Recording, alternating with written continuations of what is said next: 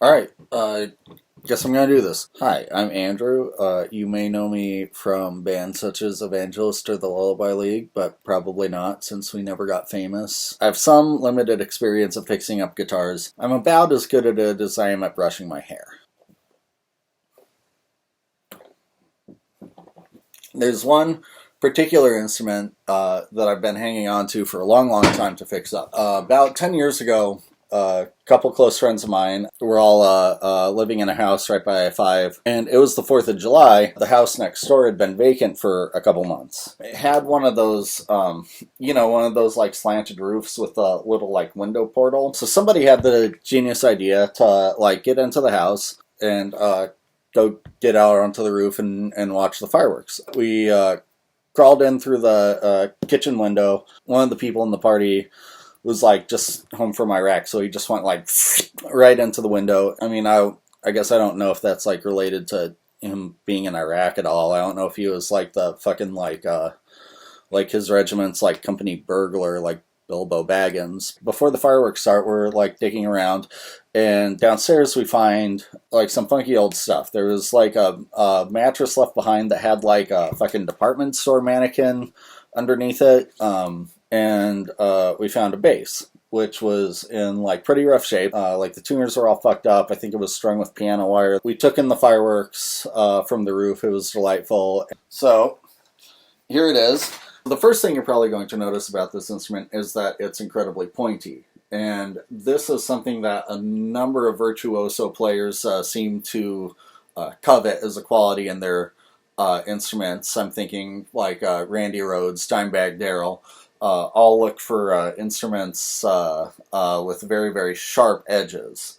I'm not entirely sure why this bass isn't making any sounds, but my guess is it has something to do with this region and this situation.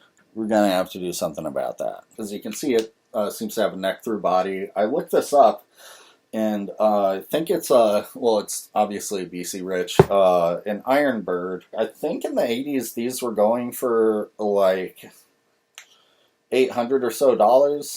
For the last 10 years I've had various plans for this thing that have all kind of fallen through. For a brief moment I was in The Accused with Tom Niemeyer. The guy's like an amazing artist and was like always coming by with like sculptures of like ghouls screaming from the void made out of like melted vinyl records and shit like that. So my idea was to like strip all the paint off and have Tom paint this, but then my tenure in the band wound up being very, very brief. And there were a few other schemes along the way that I had. Recently I realized that like I had the means to like get the gear and fix this thing up, but I was pretty iffy on the whole stripping it down and repainting it. That seemed something that was like kind of really likely to go wrong.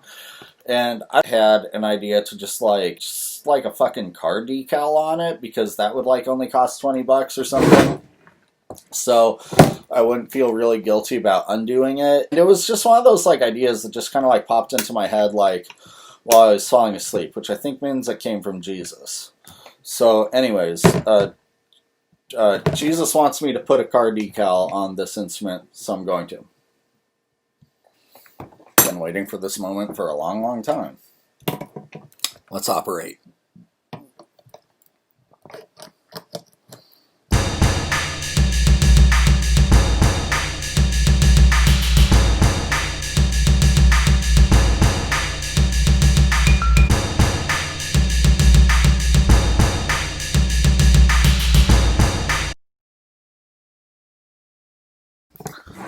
Fuck. They're definitely a little rusty.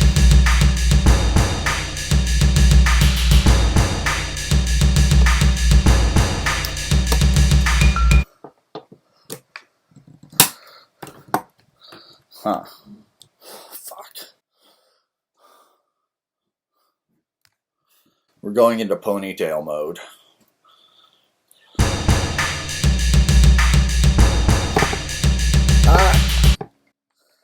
got it to move like a 16th of an inch.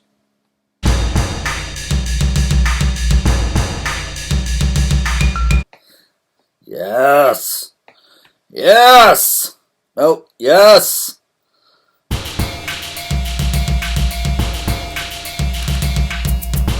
Piece of cake.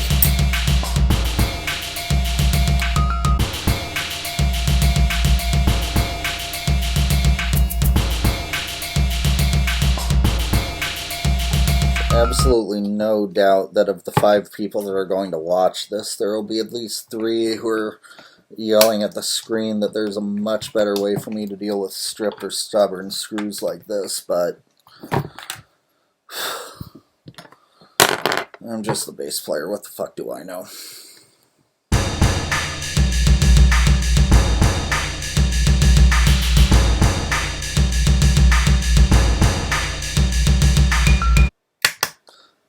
There's movement. Alright. How's the saying go? Success is the first step to failure.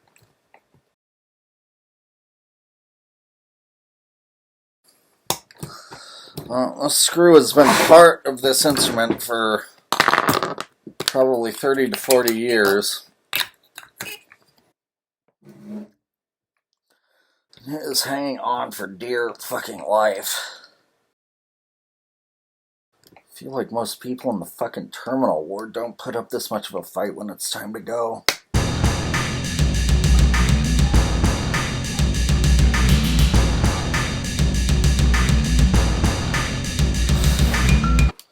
feel like when all these screws are out of here, I should give them all individual Viking funerals out of respect. They are warriors and worthy opponents. I don't know what that says about me, other than that I'm pathetic, but hey, I'm gonna be a pathetic dude with a kick-ass bass, so...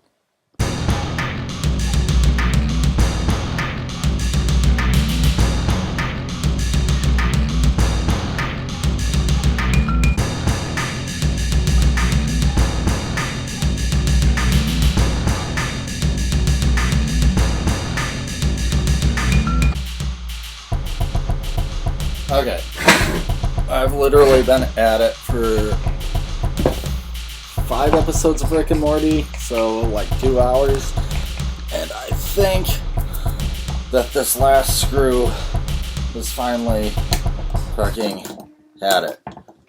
Who would have thought?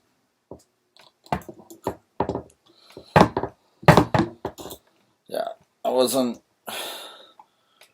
sure what the hard part of this would be. I mean, we're still in the beginning stages, but I was not expecting that unscrewing the existing pickups was going to take from 11 p.m. to 2 a.m. All right.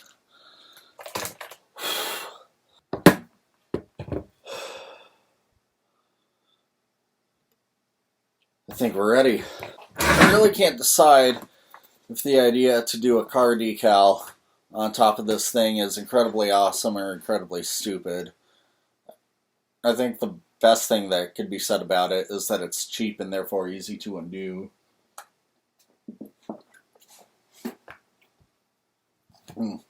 So,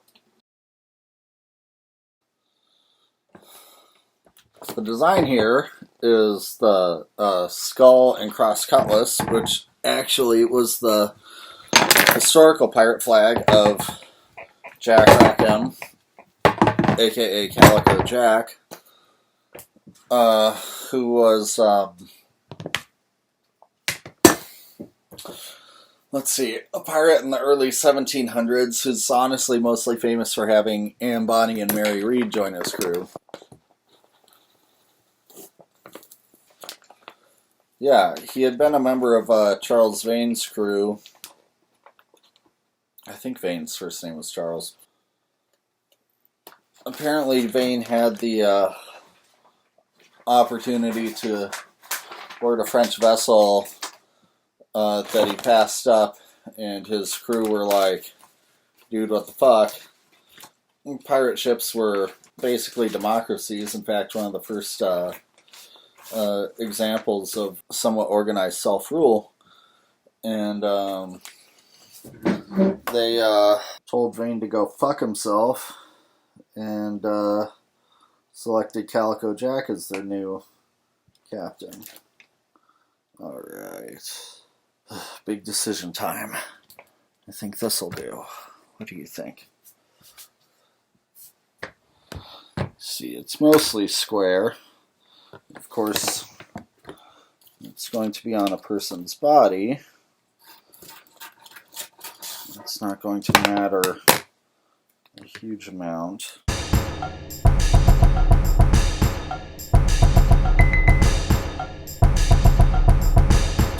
So, one thing that's just now occurring to me is, what if this decal shit likes whatever the finish is on a car, but not whatever finish is on a rockin' ass pointy fucking bass guitar? Well, time for what will be one of many moments of truth.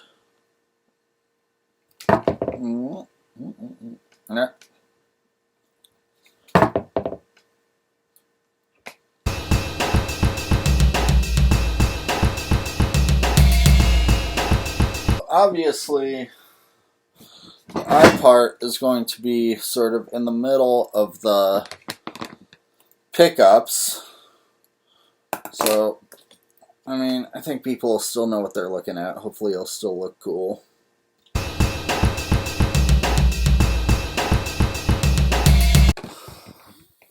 Well, looks pretty deformed. Let's see what happens when we pop the pickups in. Let me put the bridge back in first. As you can tell, this is an incredibly strong and world-class power drill.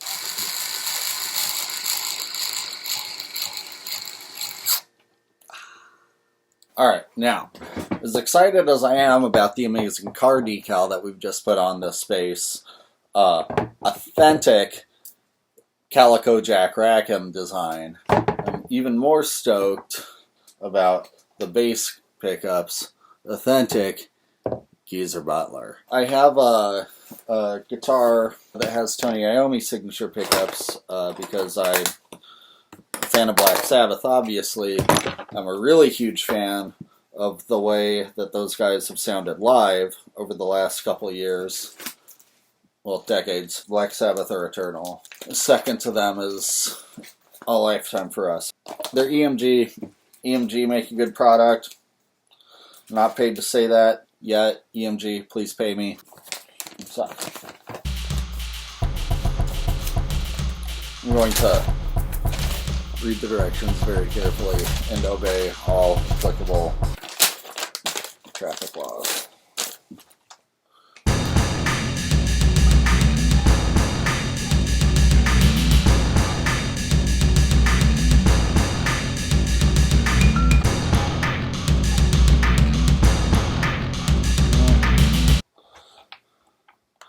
I'm a little concerned at how tall these pickups seem to be. I'm screwing them down as far as they can go, and they're taller by far than the neck is. The last thing in the world that I want to fucking do is have to route some of this body out, but it looks like they're a good 1/4 inch taller than the previous pickups. That's unexpected. Yeah, this is going to be a problem. But hey, it looks cool. Looks cool as hell. We'll see about borrowing a power drill tomorrow. Alright, kids. Sleep tight. See you in the morning.